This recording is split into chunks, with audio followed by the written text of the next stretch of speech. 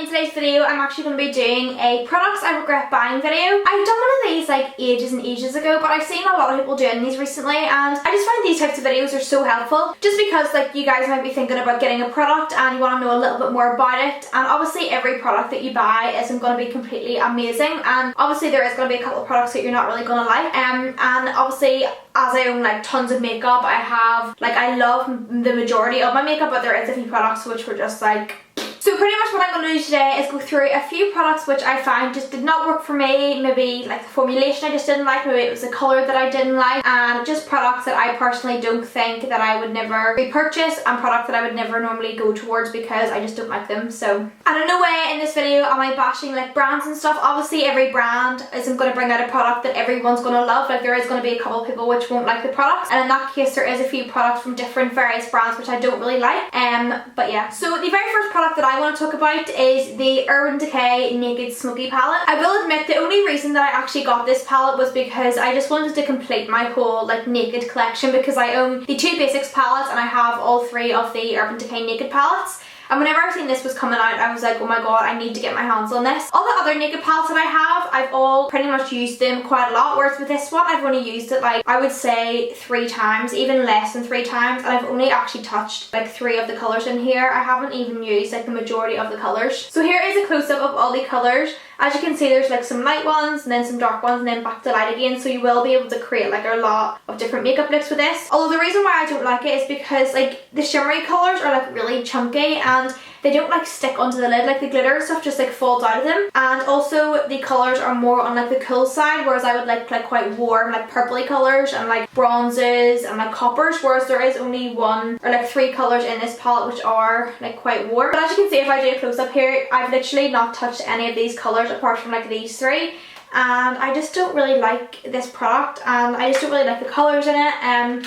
The formulation of some of the shadows is okay, like it's not extravagant, like that's like the creamy colour. It is quite pigmented, but that was like too swipe. And as you can see, the bronzy colour is quite nice, but then again, some of them are a little bit like glittery and chalky. Like this one for example, it's really pigmented, but the glitters just like fall out of the colour, so it doesn't really come off that well. So I just don't really find myself using this palette as much as I would have liked, and I just regret buying it. So another product that I really regret buying is this product here, and this is actually one of the Topshop lipsticks. I have so many of these lipsticks and I love like all the other ones that I have. This one here in the shade Depth is just like the most hardest, darkest, weirdest formula of a lipstick to ever work with. Even on myself and even on clients, this is the most hardest lipstick ever to work with. I think it's just because like the colour is so dark, so if you make like any mistakes, everything is noticeable. And also the fact that the lipstick is just really like oily and waxy, so it's not like it's a matte colour and you have a lot of control over it.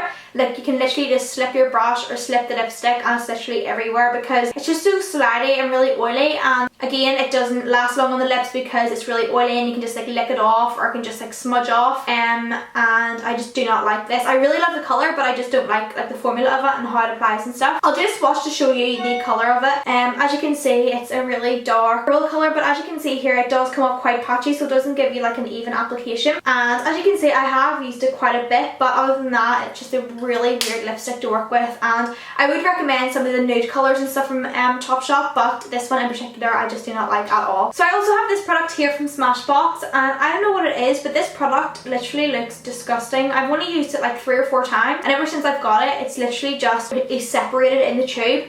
This is the Smashbox Photo Finish Foundation Primer, the luminizing version, and look how weird this primer has went like in the tube. I don't know if you can see it, but it's like all separated. So if I zoom in, I'll show you like what I mean. Like as you can see, it's completely all separated from the tube, and it looks really weird. I have the Photo Finish primer from Smashbox, which it isn't one of my favourite primers, but it does the job, and then I also have the hydrating one too, and I really like that one because my skin would be more on the dry side, so it works really well for like rejuvenating my skin and giving it some more moisture back into it. Whereas with this one, I just find that it was really like oily. Even though it says it's oil free, I just find that it was really like slippery and slidey. It's one of those really like silicone based primers, so whenever you have it on your skin, it looks really smooth, but then whenever you put your foundation on top, your foundation just doesn't stick to it, it just slides across. So that's pretty much what it looks like. It's kind of like a moussey formula, and it just feels so like slidey and oily, and by the time you have it blended in, it doesn't really actually give you that much of like a glow. It kind of has a bit of a golden glow, but not too much. So by the time you actually blend it in, it doesn't really do that much, apart from leave you with like a really slightly slippery face. So this one just did not work for me, but I'm sure there is other people that really like this. But on my skin, because I would have more dry skin, it just felt quite dry and oily, and I just did not like it at all. So this next product that I'm going to talk about is probably going to be like a really big shock to a lot of you. So this is actually the Kylie Jenner liquid lipstick in the shade Court K, which is the darker one. So here is a close-up of the product. As you can see, it's like a purpley dark berry colour. This was the one that I was most excited about in the collection, and the reason why this disappointed me so much, and I'm sure you guys have actually heard me, other people saying what I'm just about to say, this is just so patchy on the lips, and no matter how much you try to make it work, like by doing thinner layers, by kind of building the colour up, it just goes so patchy, and there's literally no way to avoid it.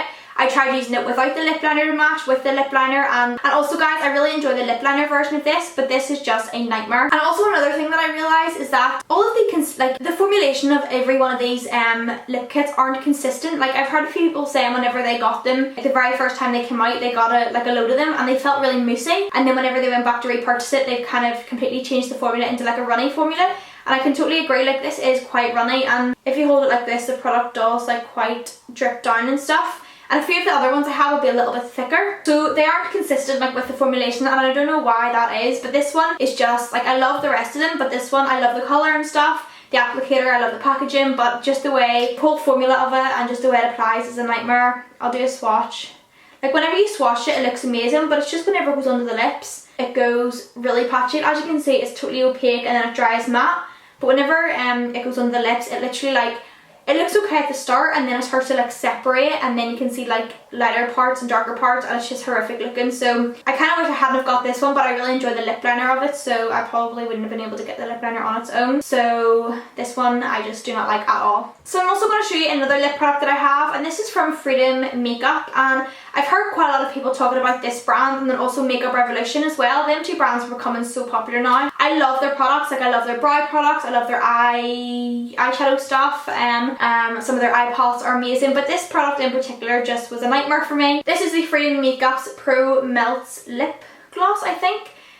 This one, I'm not too sure what shade it's in. It's in the Just Do It colour. And initially whenever I bought this, I thought it would have been quite of like a really thick pigmented lip gloss, which would have looked sort of like a liquid lipstick, obviously, but like really glossy and stuff. And I got it because the colour looked amazing. I love like navy blue lips especially. And then when I swatched this, I was like, so when I first got this, I was like, oh my god, this looks so pigmented, it's going to look amazing on the lips. And then when I swatched it, I was like, what the hell? So I'll do a swatch to show you. So look at that, guys, it's actually like the most thinnest lip gloss you could ever have, and it's not pigmented at all, and you actually need to put it in like a lot of times to get like a lot of product out. I'll do another swatch to show you.